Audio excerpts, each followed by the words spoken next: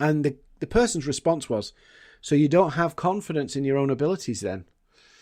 And I was like, I'm done with this. This is manipulation. This is like, you're trying to manipulate me into working for free.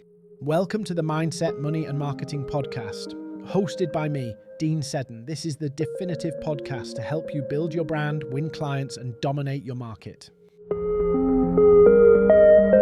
So welcome back. Today we're going to be talking about difficult clients. How do you deal with them? What do they look like? Some of the common things that come up. And really address like some of the sometimes when you have a few difficult clients, it can actually dent your own confidence. So we're going to talk about that as well. Now, if you don't know me and don't know my backstory, for many, many years, I ran a marketing agency. And when you run a marketing agency, you generally have the good, the bad, and the ugly of clients. And one of the mistakes I made when I ran my marketing agency is we were kind of full service. And as a result, we would get clients wanting very different things all the time. And that created real challenges for us because every client was different. And so it was very difficult to build systems and processes. And to be honest with you, I don't think we were ready for that. But we had our fair share of difficult clients, and they would sap up time, energy, money, emotions, everything. So I thought we'd talk about it today. And I've had some real difficult experiences with some clients. And I want to talk about some of them because it might help you guys too. So obviously I'm not going to name names in this podcast because that would be unprofessional. But I've had clients whereby it feels like nothing is good enough. Nothing is ever to standard. I've had clients where they don't pay their bill but still expect you to do the work, or they don't do their side of the work but still expect the results. And as I go through, I'm going to share some of the stories that I've experienced and with hindsight, what I should have done if I didn't do it at the time. Because the beauty of hindsight is it tells you what you should have done differently. So it's so important that you handle these difficulties well. And it's so important that you kind of proactively deal with them, because I've seen, and maybe I'll tell this another time, I've seen where actually a relationship that just didn't work for whatever reason actually turns sour. And rather than it ending because it didn't work out, it becomes a vendetta. It becomes personal. And so I've seen that, and maybe we'll talk about that another time. So let's just deal with it, right? Every business has difficult clients. Every business has situations where for one reason or another, a relationship doesn't work out. Now, that happens to every business. And we tend to not talk about it because, we feel like it's a bad thing. But it is the nature of the beast. You can't have 100% success. You can't choose your clients 100% successfully. The clients can't choose you 100% successfully. And you could and you could have the same process as another company doing exactly the same thing, and it doesn't work with you, but it works with them. There's so many variables, and the first thing you have to accept is it's not going to work 100% of the time. McDonald's and all these big brands do not deliver to their standards, to their best efforts every single time. And to be honest with you, despite what consumers say, it's totally unrealistic. It's just impossible to expect 100% perfect fit, perfect service every time. So give yourself a break, first off, because that is true. No, we don't like it. We feel uncomfortable about talking about it because it's our reputation, blah, blah, blah, blah, blah. But actually, it's being honest. It's being straightforward. So there's kind of like a couple of different types of difficult client. And maybe I'll add some other emphases in here. So there's obviously the overly demanding client. In other words, they're always asking for more. They're pushing the boundaries. You quote a service, and I've had to turn thankfully I've turned some business down where the client is got such like increasing demands. There's one particular scenario where we were quoting a piece of work and we said, no, we can do this. And we got to the point where we were ready to do a contract on that. And then they said, yeah, but you can throw this in as well. And I went, no, we can't do that. And I've learned from my own experience that the longer you get into this, the more you realize you have to have boundaries. But overly demanding clients, basically, they just have unrealistic expectations of how you communicate, how you respond to them, the works. And these types of clients, the problem with demanding clients or overly demanding clients is that they set new boundaries all the time. So in other words, if you have boundaries now, they'll push them, go beyond them, then expect that's the standard and push them again. And so you kind of have to be quite firm. You have to muster some balls for this, because all the fear of, what if they leave? What if they, all sorts of stuff. But overly demanding clients, they need boundaries, and you have to stand to them and you have to give them. Otherwise, they just expect more and more and more and more. So we've got overly demanding clients, unrealistic expectations, pushing the boundaries, even down to you agree a set of KPIs and they are expecting more than the KPIs. So you just have to kind of have real strong boundaries with those. But we'll talk about why some clients become bad clients, shall we say. Then you've got the unresponsive client. So you see this a lot in the marketing world. You see this a lot in the coaching world, that people buy things and then basically don't engage. So they've bought in to deliver for you to deliver a service for them or whatever you're doing. And then what happens is they just literally ghost you. It's like they've lost all interest. They don't reply to emails promptly. You can't move forward. And basically, as soon as you get into that place, this relationship is not going anywhere because you can't get anything done. We'll talk a little bit about how to deal with these a little bit later. So the unresponsive client is basically, they don't really, they don't respond to emails. They ignore you.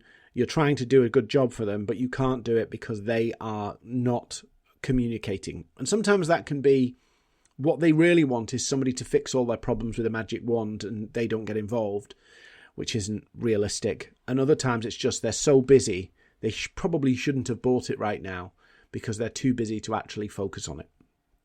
Most services of any kind involve partnership. That means me and you working together to achieve a result. It's very rarely that you can do something without the client being engaged. Then you've got the micromanager. Used to see this all the time in the marketing agency.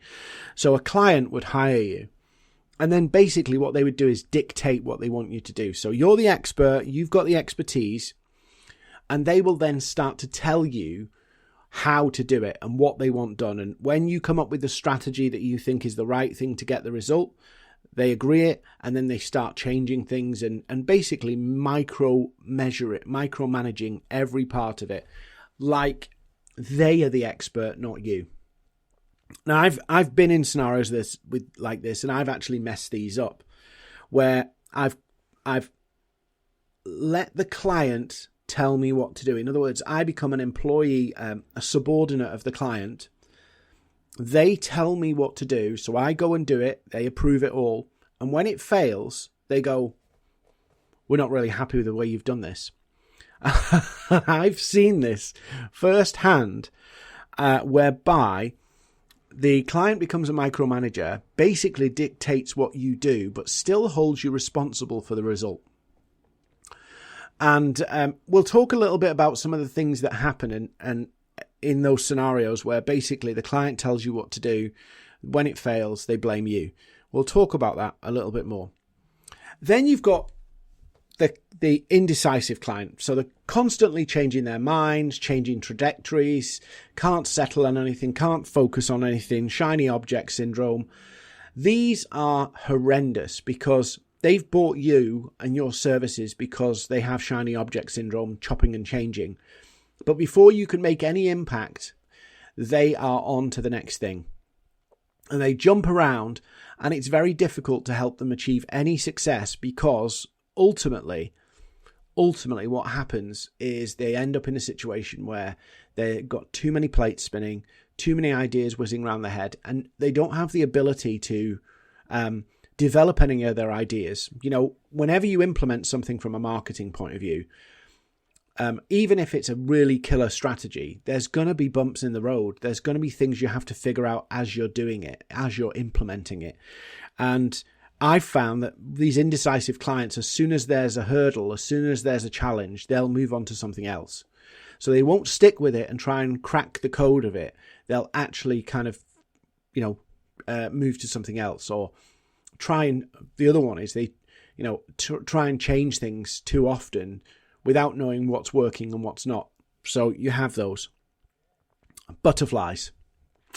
Then you've got the complainer. Now, the complainer, I think, falls into two kind of categories. There's some people who just complain because that's their nature. In other words, they're basically everything you do will never be good enough, because that's their mentality. They always want better than, and that comes down to unrealistic expectations. But some people are wired to pick at scabs. Some people could have a great campaign, but and achieved a lot of results, but then will pick at, yeah, but that didn't happen. And it's because they've got a negative approach. So they'll always look for the worst case scenario. But there's another group of people, and I've met one of these, a serial complainer, and it's part of his business strategy. And I don't like this person. I'll never tell you this person, but their approach was to basically criticize every piece of work. So you had this very confrontational, dissatisfied relationship. And then when you'd have a conversation about, well, maybe we should part company. No. And they would keep going, using the service over and over and over again, and everything was wrong. They'd use it, but everything was wrong. And then there'd be fights over bills and invoices and how much things cost, and they're not paying for that because they weren't really happy with it, but they used it. So there are some people who are just naturally negative, and then there's some people who use complaining as a business strategy. And I don't like that, because what it basically does is it says that we're not partners in this success. We're not partners in this project. We're basically exploiting each other. And this person I worked with, it's a number of years ago now, it felt like this was an exploitative relationship. In other words, they were looking to get as much out of us and pay as little as possible by using complaints as a strategy. And I don't think that works long term. I think that's how you divide people. I don't think you get long-term successful relationships with that. And in the marketing world, you see that time and time and time again. Now, I just want to throw something in here, because over the years, I've been asked to do a lot of partnerships, joint ventures, and I've tried a lot of them. And whether it's my personality, I don't know, could be me, they've not really worked. And I think there's something, I've started to stop doing partnerships in the classic sense, because I find it very difficult to tell which ones are the good ones and which ones are the bad ones. But I had one, and I get these all the time, and I don't take them up anymore, probably to my detriment, but because of so much energy wasted on partnerships that have not been as fruitful as they could have been, or been a distraction. So I had, a few years ago, somebody approached me. They asked for a call to work with me on LinkedIn, and they wanted me to help them fill their events. Now, this is something I've done. Believe it or not, you may not know this, but I was hired to actually fix an event at Wembley Stadium where they couldn't sell out. So some people would say, Dean, are you a LinkedIn trainer, or are you a person who helps people fill events? Well, I've actually filled events longer than I've been on social media. So I would say I'm pretty damn good at getting people to buy tickets and sell workshops, events. It's like a thing. But I was approached by a company who wanted me to fill their events, and the call went really great in the sense of they were complimenting me. you're the top guy on this. And it was like, literally, wow, this guy, it seems to love me. So we talked through their event and talked through what they wanted to achieve. And, the praise was just being lathered on thick. It was almost uncomfortable. I'm British, right? So you give me a compliment and I'll go, oh, don't be silly, right? But this was being laid on thick and it felt uncomfortable. And, what they wanted to do had some merits. So I said, right, I can do it. And I'll put a proposal together. And put the proposal together, had another call, give him a price and everything, had another call. And he said, well, seeing as you're so good at what you do, why don't you do it on risk with us? So the project was about, 400 grand, something like that, in terms of that's how much revenue was involved. And I said, well,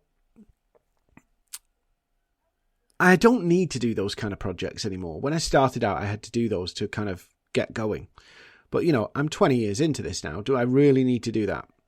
And I was doing it with somebody I don't know. So you're doing basically a joint venture with somebody you don't know. So in my head, I'm going, hang on a minute. I can do, and you've got to think about this with a joint venture. I can do everything that's required of me to make that event successful, sell the tickets, get the people to buy the tickets, all that kind of stuff. But I don't know if you can do what you say you can do. So there's an element of risk here for me there's a risk of me risking. I'm confident in what I do, but am I confident in what they do?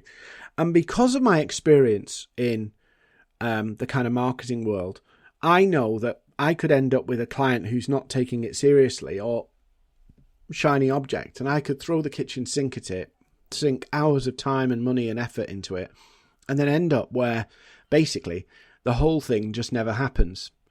So I was in the position where you're asking me to take a risk on somebody I don't know, and I wasn't prepared to do it. So I said to them, I'm not going to do it. I don't need to do it. So I'm going to charge a fee. And the person's response was, so you don't have confidence in your own abilities then? And I was like, I'm done with this. This is manipulation. This is like, you're trying to manipulate me into working for free, putting all the risk on you, and that one statement you said gave me an indication that I might have trouble getting the money as well. Because it's not just like, what happens if you deliver all of it and they say, well, that was too easy, so you don't have that share. So I replied back and said, well, if you want me to do it on risk, I want 50% of the revenue. Because if I'm going to do 50% of the work or I'm going to do all the work to get the revenue, I want 50%.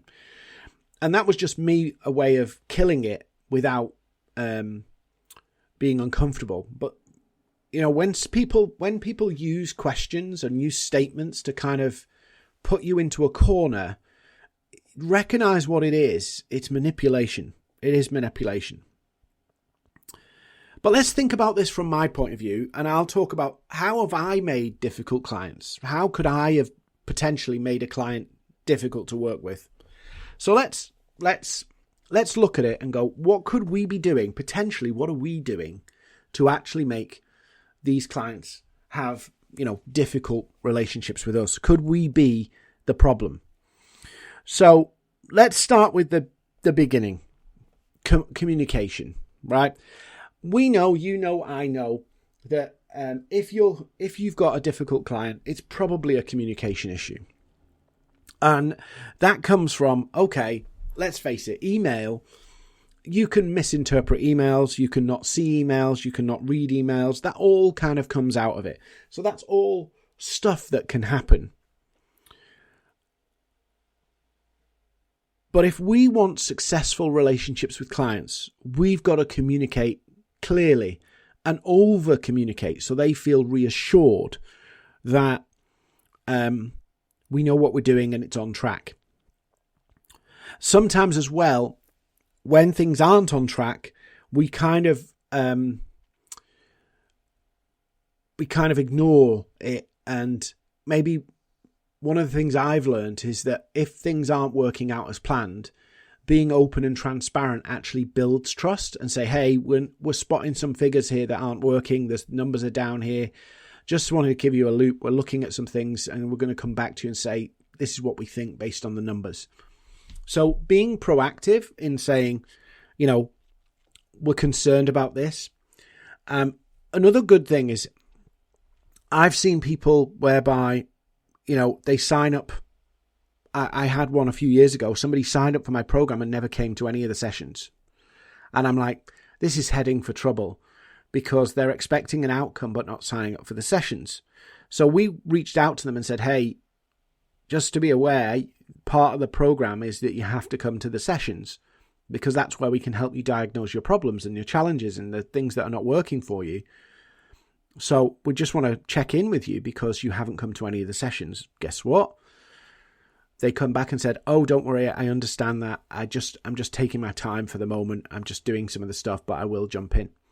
So that proactive communication, being open and transparent, actually builds trust, even when things aren't working. And sadly, when I was a bit younger, I would avoid difficult conversations.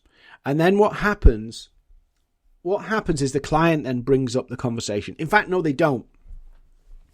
So I found this to happen both client side and our side. Client signs up for a service. Things don't go exactly to plan. Client doesn't really tell you. They just sit on it. I've seen this many, many times. So marketing agency leaders, if you're listening to this, come and tell me if you've had this too. So the client's got a concern about something, but they don't actually tell you. And then you have a catch up and it's like this tiny little thing that they mention. Maybe this is a British culture thing, but you don't see it as a major concern because it's just a tiny thing. And then what you don't realize is that's a major thing for the client that's in the back of the mind they're worried about, but they haven't communicated that to you. So you're just moving forward thinking it's a tiny issue. In reality, this issue is basically triggering that scab picking. So in other words, what happens, a tiny issue that's left unresolved jades the client's perception. So instead of seeing the progress in places, they see the issues in places. And often they won't tell you this, they won't talk about it, and it builds, and then there's a blowout. And the blowout then becomes like, where did this come from? Yeah, where did this come from? One of the things we implemented as a result of this is actually another person outside of the account that you're dealing with. So say, for example, it's you and the client. The client won't want to tell you they're unhappy with the way you do this, that, or the other. They won't want to have that confrontation because we don't like doing that. But what we found worked really well was actually a third party emailing the client and saying, and inviting any concerns. If there's any concerns or anything you think we need to look at, review, improve on, please tell us. It's a great customer service thing, but you're inviting the client to give you their concerns. So you're literally asking them, tell us if there's anything you're worried about in a positive tone. And guess what? Some of them did, and we could address them. Some of them didn't. And when things, when sometimes you did have a blowout, we'd go back to, well, we asked for any feedback and you didn't do it. So we're doing what we're doing. We invited you to give us some critique of where you think we're at and what the challenges might be and what you're concerned about. And you didn't give us any concerns. So we kept doing what we're doing. So you could see it as, well, one, you're inviting that criticism to get the communication clearer, to clean the lines, to invite them to tell you if there's anything they feel is not on track. Because sometimes clients don't want to tell us if they feel uncomfortable. So they'll avoid it. You won't know about it or won't be fully aware of it. And then it's building behind the scenes, which leads to a blowout.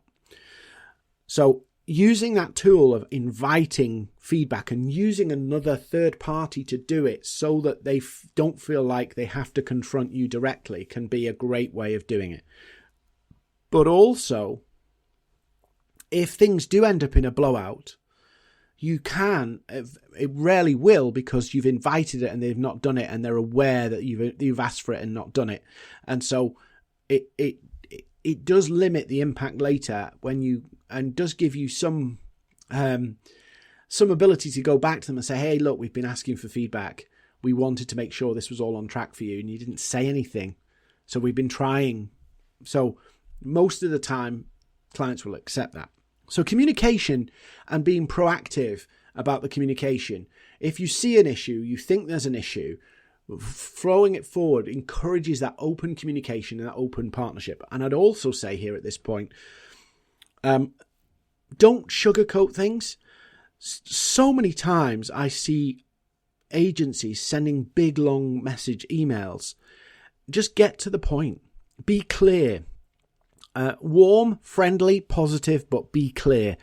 If you're writing paragraphs and paragraphs to explain something, it's probably a conversation. That said,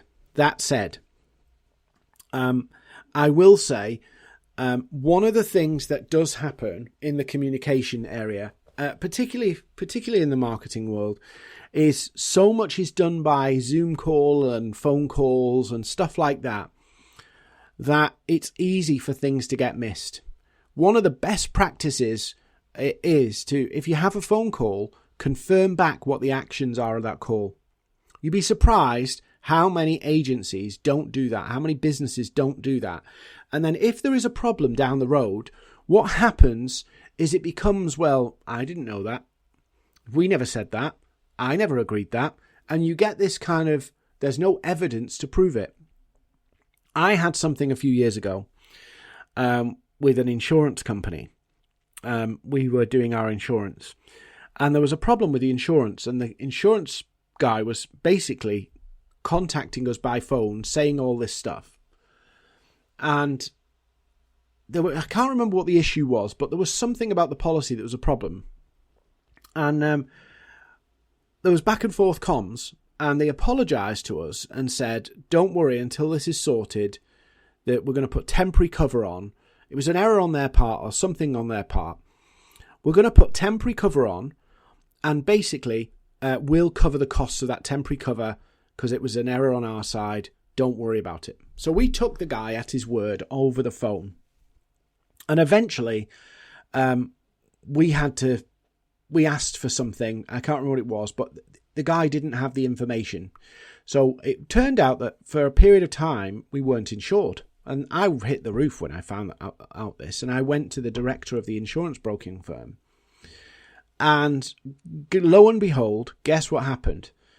The director said, can you show us? It ended up where they wanted us to pay for this temporary cover thing, went on for about 6 months.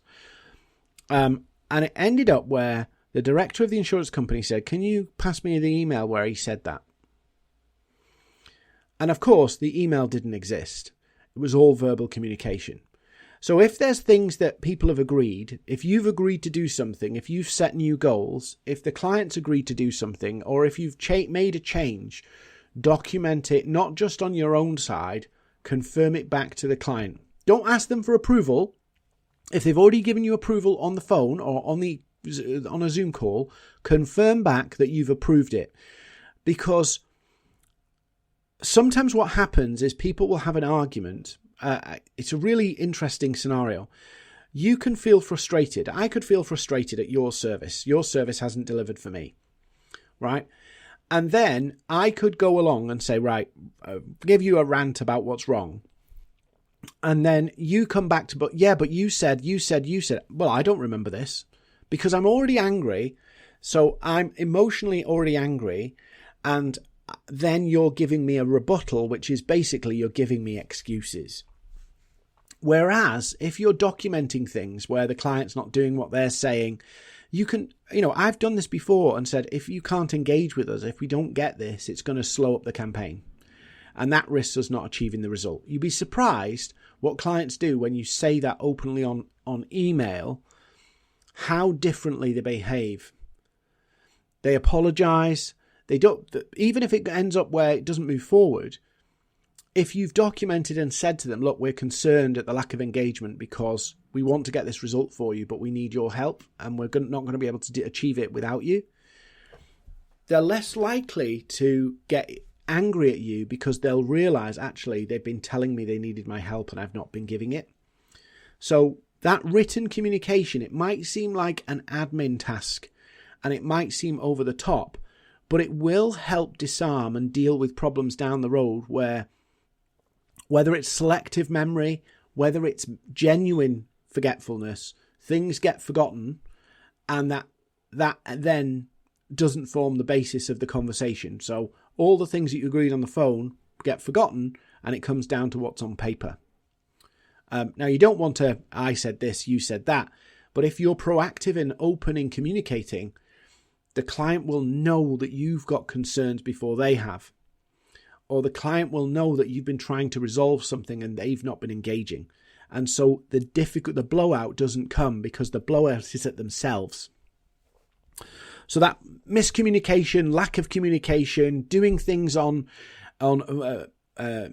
verbally is massive. Waffling on, not being clear, all that stuff. Then there's the unrealistic expectations. So this can come from marketing. This can come from you've marketed it too hard. It can come from the client's expectation. I remember doing a campaign a few years ago where we said, over the next 3 months, we're going to talk to 500 connections on LinkedIn for this company. And they were like, oh, no, don't do 500. Maybe just do 50, because I don't want to be overwhelmed. And that, for me, showed an unrealistic expectation of 100% success rate and everything would be perfect. So unrealistic expectations can come from how you've marketed it, but they can also come from how you've communicated it. It can come from their own world. And so having those guidelines of what people should expect is important. And laying them out as somebody's onboarding. So you've got the clear expectation of what's required of them, what you're going to do, and what that result might look like. You want to be as clear as possible to balance that out. Even when you do that, if a client's a dreamer, they will have unrealistic expectations, and it's important that you don't dampen everything down and make it, flat. You're not going to get anything. This is no ROI, no KPIs, no nothing. But at the same time, you have to have realistic expectations and try and document them where you can. I've had clients come to me and say, can we get 1,000 leads from LinkedIn in the next 3 months? And I'm like, what? Yeah, if you've got a gazillion, 20 grand to spend on ads, but organically, no. And you have to have that honesty with clients, because if you don't, in their heads, right, even if you went back and said, well, we'll certainly do our best. The problem with saying certainly do your best is they're still thinking 1,000 leads. So you've got to manage those expectations. Another thing that's often the case, this is about understanding the client's perspective, is the client might have a leader above them or a department above them applying pressure to them that they are pushing down on you. So if a client decides to change the goals or change the objectives or change things up, ask and try and understand why this is the case. Why do they want to change it? What do they think? What do they want to do? They want to get more. So if they say they want to get more than X, Y, or Z, or more than the goals you've already set, try and find out why. Because if you don't understand that, right, you'll start doing things and it will create friction because you're adhering to the contract and the client is under a different level of pressure. So if you can understand what the pressure is coming from, you can probably offer different solutions to that. There may be opportunity to do more business. If a marketing department's pressured to get an X number of leads, there may be other budgets available to do other things. It may be you want to adjust things. So you have sometimes clients where they're not bad clients in themselves, but there's pressure on them to do something, pressure on them to perform. And that pressure is making them become difficult to work with. And you can ask, honest questions, maybe on calls, and say, you seem under a lot of pressure on this campaign. What's at stake here, so we can understand? They might not tell you, but it's worth understanding where they're coming from. And there could be personal stuff going on as well. So how do you spot these? right? Well, from my experience, when I was first getting going, I couldn't spot them. And the reason I couldn't spot them was because I needed money. I needed sales. And so I would dismiss them, ignore them, avoid them, whatever word you want to put in there, because we needed the money, we needed sales. My business formed, well, it didn't form out of it, but developed. The business you see now developed out of a split with my business partner, and we were doing all right, and then a split, difficult personalities, different agendas. The business split, but most of the clients at the time, or the large corporate clients, went with my former business partner. So we ended up left with a business with a small number of clients, and we were underwater from day one. So when you need to sell and you're hungry for clients and revenue, you kind of brush some of the red flags away. And the problem is that those red flags materialize later, and if we're being pragmatic about it, you go, it would probably have been cheaper not to take. We probably would have made more money not taking that client on, but because you need hard cash, you go, I'll take the hard cash, take the client on, and then you realize this client's a nightmare.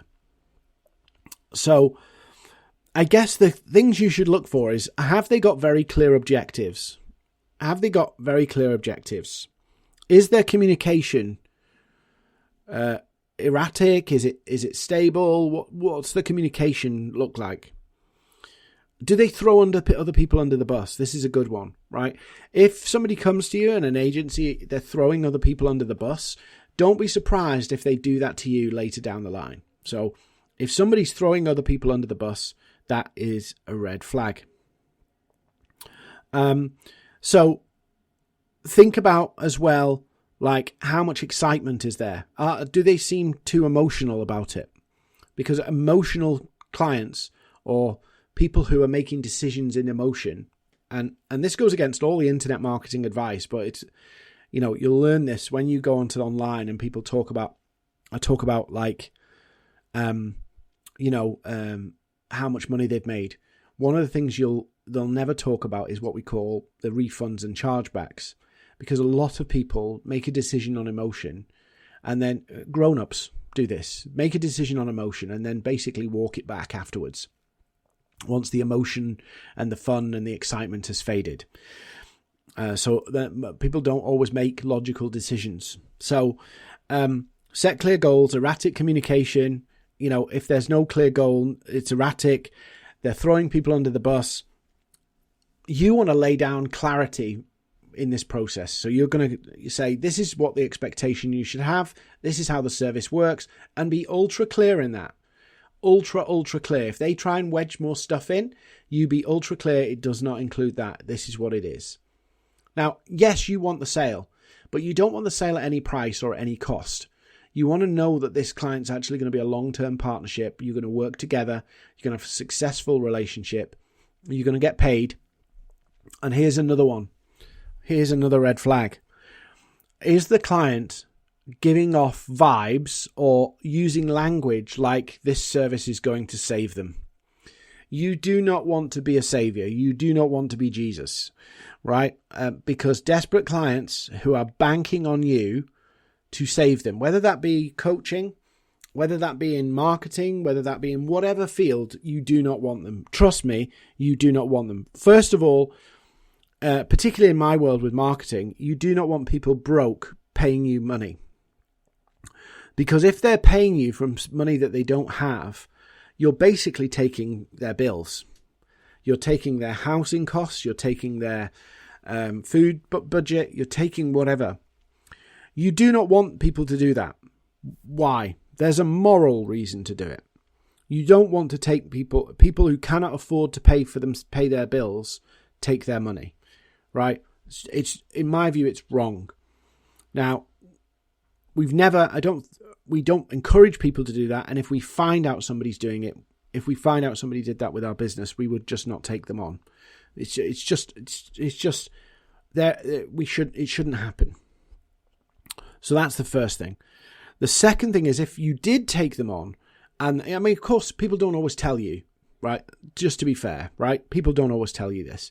But if you know, you don't want that client, because you don't want the guilt if something doesn't work out, that they can't pay their mortgage, or they can't pay their bills, or you don't want the moral guilt of that, right?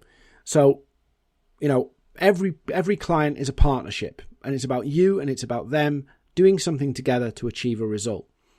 And so you do not want that kind of moral hazard on your table.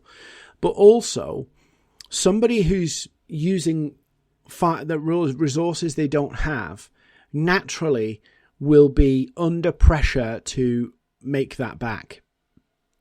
And so they don't make for good clients. I many years ago, there was a client, and the service was only £500 a month, but I didn't know at the time they were struggling to pay their finance on their van, which is about £500 a month. So they saw the struggle of paying for our service through the lens of struggling to pay for their van. And so they're grown-ups. They should know better. All of that stuff is true. But at the same time, it makes them a nightmare client, because you're trying to follow a process, but they want to skip the process. They want to do it faster. They need to do it faster because they have the pressure of the van behind them that needs to be paid for, and the letters coming through the post saying you've missed a payment again and all that kind of stuff. All of that emotion gets wrapped up with your service. So identify them first, and then you need balls of steel, absolute balls of steel. Because if you're building your business and eager to make money, and these people, difficult clients, come to your door and start saying, I want to buy from you, it's the easiest thing in the world to say yes. Easiest thing in the world to say yes. And particularly, in my scenario, quite a while ago now, but I'm like, hang on a minute, I need the money. I need money now, right? I've got direct debits to pay, and this person's offering me money to do a service. They're a nightmare, but I need money. And that trade-off is difficult, but you need balls of steel, because if you take them on, you'll work double. For difficult clients, you end up where they eat your margins. In other words, you end up doing more work, or the money you were going to make, the profit you were going to make, will get eaten up in more work. You'll end up doing things multiple times. It's just a fool's game. So the temptation to go down that route and do it and take on those difficult clients are actually, the temptation to do it is because you need money, but basically you end up stressed out. Daniela on our team, she's been working with me forever now, like, let's think, 7 years, 8 years. And there were some clients we were dealing with, and they were stressing her out, they were stressing me out, it was creating arguments and all sorts of stuff, because we would take on people who were not good clients. Foolish, stupid, yes, we did in the early days, and we got very picky very quickly when we realised how much trouble it was if you take people on with the wrong. So you end up stressed out. The money you're making isn't the money you're making. Because they so much gets eaten in admin time or extra work that you have to do to kind of solve problems. So you end up in this situation whereby you're not working for a profit, you're actually working for nothing. And that's quite easy to happen when you've got a difficult client, or when you've onboarded somebody through your own fault, or you choose to take on somebody that you know is going to be a problem. We do this sometimes. Don't beat yourself up about it. Learn from it and don't do it again. And so what happens is you end up, and I've seen this, you end up where it destroys morale, but also you're no better off. As a business, you're no better off because the profit you thought you're making weren't. That client probably takes up more time than it expected, so it means you'll have less capacity to serve other clients. So you can have a situation where you're working on a client who is difficult, or maybe you shouldn't have taken them on. I'm not throwing clients under the bus. Sometimes we take clients on that are wrong fit. They suck up more time, which means you neglect the clients who aren't a problem. And so then you end up creating a difficult client out of a great client because the client you shouldn't have took on is taking so much energy, so much focus that the other clients are being neglected.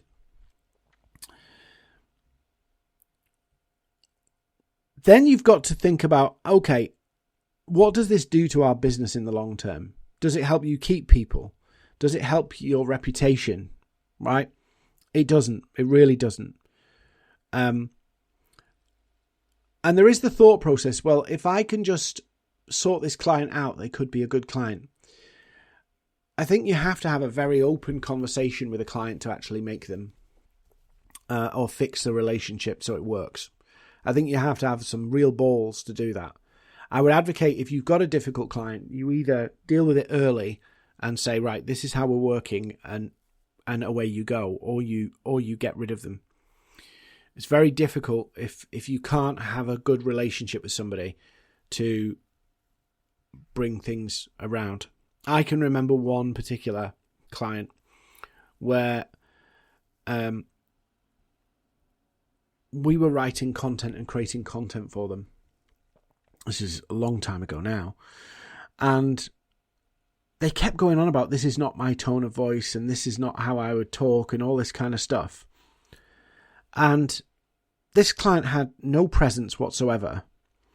No content out there, hardly anything. And they were going on and on and on about their voice. And we played a little trick on the client where we sent them back some of the posts, some of the content that was actually written for her previously. And we sent it back to her and she shredded it to pieces. And basically what we found is that the client didn't know what they wanted. In terms of their voice, it would change from week to week. And we sent back their own content that they'd written to her. And she shredded it to pieces, saying that's not her voice. And we said, oh, that was actually what your team wrote for you that you published a few months ago. And that was an interesting conversation. I think the relationship went sour after that. But sometimes you get situations where the client doesn't want to be pleased. It's so strange. But we were writing content, and sometimes people want something that doesn't exist. I want my voice, but I don't want to do it myself. Or even down to, sometimes clients will shred something and tell you it's no good or they don't like it. You need to ask why. You need to find out why, because you can't learn or adapt to something if all they do is say, I don't like it. So sometimes you can turn difficult clients around, but it does require you to have real honest conversations with them and say, look, we can't do a good job for you if you don't tell us what the problem is, if you can't explain to us what the problem is. And of course, with that particular client, nothing was good enough. Nothing was good enough. In which case you want to part company as quickly and as amicably as you can. So there are times where you can fix it, but you want to try and end the relationship before it goes sour. So if it's not working, you need to end the relationship before it goes sour. I'll give you another story. This is about, maybe 10 years ago now. A company approached us to do something that we'd never done. I was quite big on Facebook ads for a long time. And we were doing a big campaign for a legal firm. It was the ad budget was like nearly £20,000 a month. And we were doing this campaign, and another company approached us to ask us to do something quite similar, different but similar. So we had a meeting with them and said, look, we've never done this before in your way. We've obviously got experience doing it on other campaigns, and they were aware of the other campaign anyway. But we said out from the beginning, we'd never done this type of campaign before.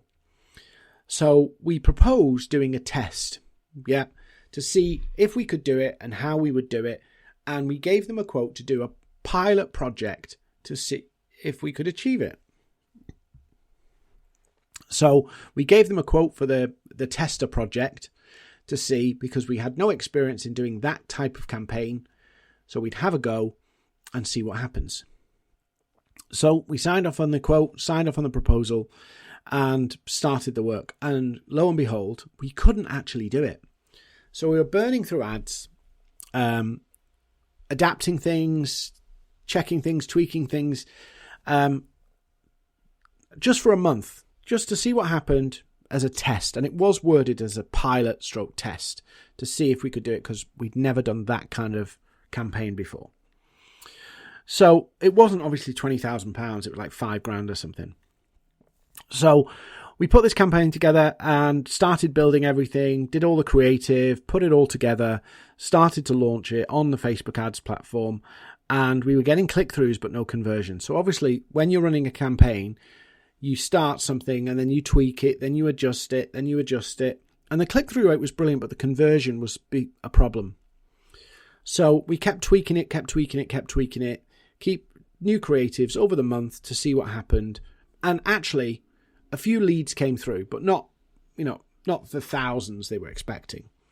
But maybe, I think it was about 80 or 90 came through, and we got through the budget of the 5,000. That included all the work, the creative, setting up the campaign, the work. So we come to the end of it and we go, yeah, we're not so sure how we'd need to basically run a bigger test to try and figure this out. But we had a good crack with the 5K, and you got 90. Some of them actually converted, so that was good from their point of view. And they said, yeah, we agree, pilot didn't work, so if you can just send us the $5,000 back, please, and we'll call it a day. And I was like, no.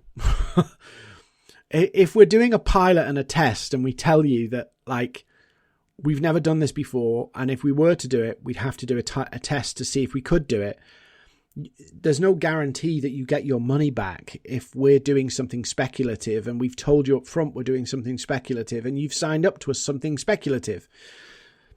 If I'd have said, here it is, and you're $5,000, and I've done campaigns like this where you give us $7,000 and we can make you 25 back with a campaign. I've done that before when I was into Facebook ads heavily. I've done that before and done it with confidence. Done that with confidence before. But this was just so speculative, and up front we said it, and they were like, no, you need to give us our money back. You haven't delivered. I was like, no. It was a speculative campaign. That's what we agreed. Yeah, speculative. And you took a risk taking it on. Why should we be out of pocket because you couldn't do it? And it was like, that was the point. Anyway, lo and behold, this company then appoints a solicitor, starts making all sorts of threats and words of, our client's been out of pocket and requires damages and all this kind of stuff. Took us to court over it. And he'll be ripped apart in court and all this kind of stuff. Very aggressive language, like intimidation, basically, to try and get us to give them the $5,000. Now, practically speaking, if I was a pragmatist on stuff like this, I would probably just give them the money back and say, let's just go and move on. But I was like, no, they came to us. We told them we'd never done anything like this before. We offered to do a test and a pilot with them to try it out because we had never done this before. They accepted that was the fact. We put that in our proposal that this was a test, a campaign, so they know that there's risk involved. Why should we be held responsible for the risk? When they signed up knowing the risk, we didn't hide it from them. We were upfront about it. So I'm like, no, I'm damned if I'm doing that.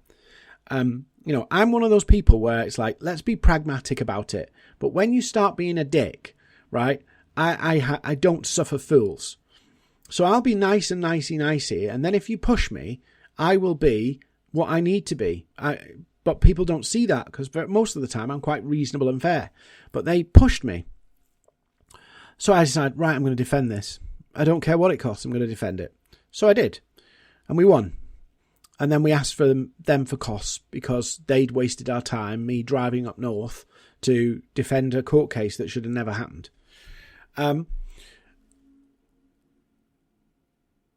But with hindsight, I should have never took that client on anyway.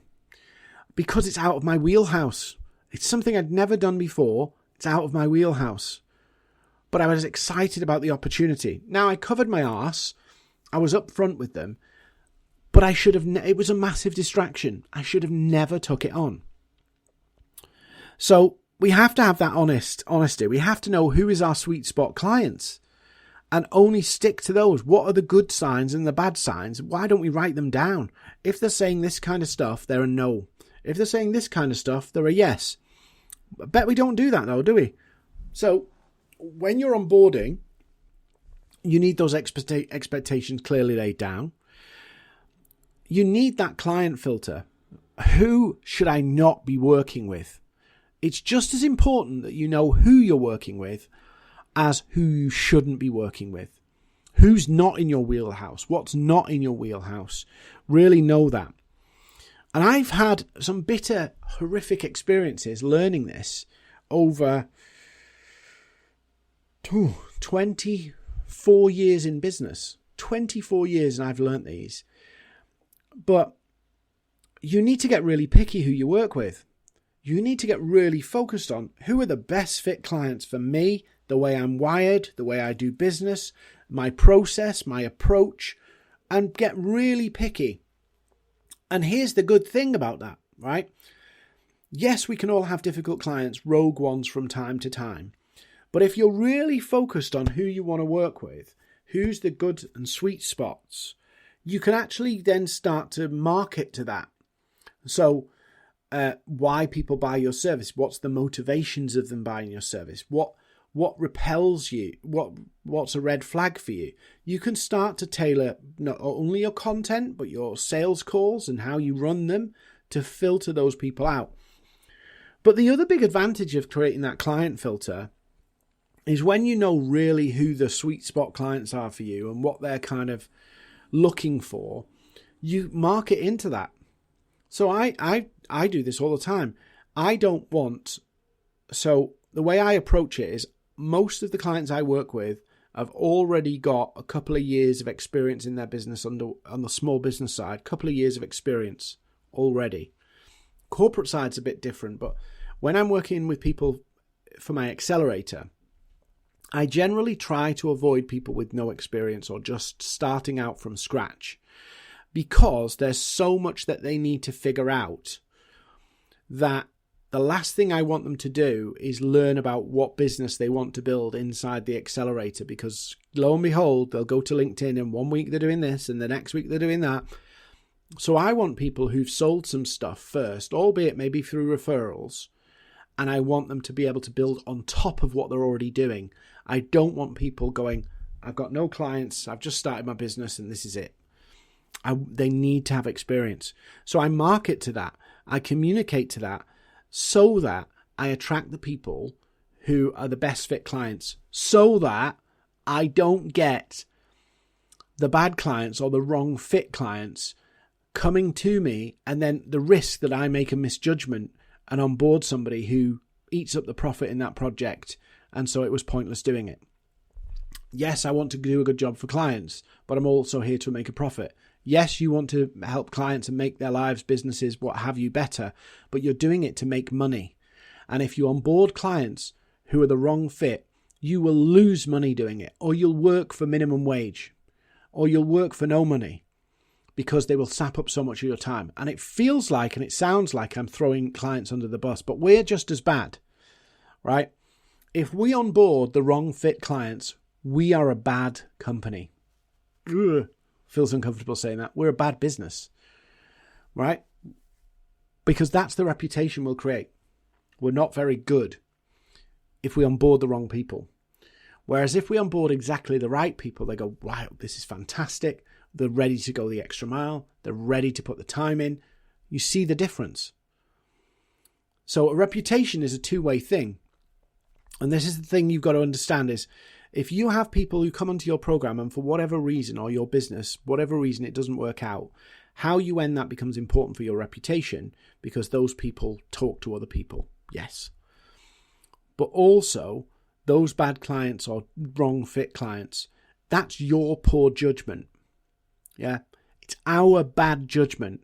Now, don't beat yourself up. We all make the wrong call every now and then. But one of the biggest right calls you can make is going, who is the best client for me? And going after them relentlessly. And your market then isn't every business or all the IT companies. It's the slice of the IT companies that are the right fits. And that's how you dominate your market. You don't try and dominate the whole IT industry. You try and dominate the slice of the IT industry that you know is the right fit for you. And really understanding them so you don't end up in this mess and you don't end up going through the crying, the tears, the sorrow, the frustration, the self-doubt of all of the stuff that comes with when you onboard the wrong people or you onboard the wrong clients or bad clients even. So think about that. This has been quite a heavy-duty podcast, but hopefully it's been helpful. Hopefully you've heard some stuff from my stories. Please do subscribe to the podcast wherever you listen, iTunes, Apple Podcasts, Amazon, Spotify, Podbean, wherever you find this. Please do hit subscribe. We've got loads of guests coming up. And also I'm hunting for guests. So if you're listening to this and you've got a good story to share that would help business owners and marketers, please do message me, come find me, because I'd love to hear your story, for you to tell your story on the podcast, because we learn from other people's experiences. That's the best learning from other people's experiences. So I'd love to have you on. And if you know anybody who's got a great story to tell, drop me a message on Twitter, Instagram or LinkedIn. I'd love to hear from you. Thanks for joining me on this episode of Mindset, Marketing and Money Podcasts. Don't forget to subscribe so you get notified about future episodes.